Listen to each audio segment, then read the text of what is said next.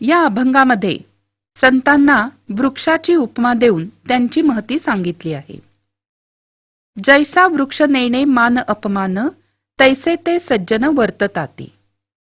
वृक्षांना जसा मान अपमान नसतो त्याप्रमाणे सज्जन लोक मान अपमान मानत नाहीत.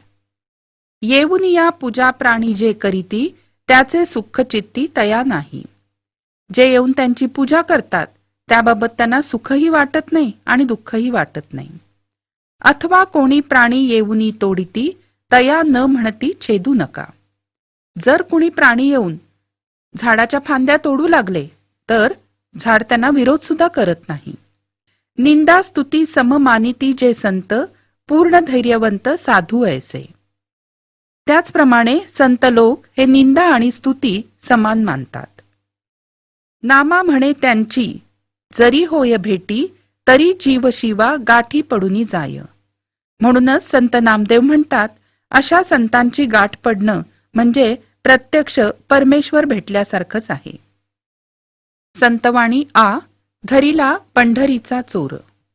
संत जनाबाई.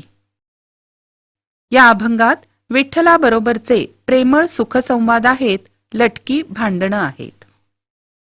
धरीला पंढरीचा चोर, गळा बांधोनिया दोर. श्री विठ्ठलाचा कायम सहवास मिळावा म्हणून जनाबाई त्याच्याबरोबर कशी खोटी खोटी भांडणं करतात ते ऐका. हृदयबंधिका नाकेला, आत विठ्ठल कोंडीला.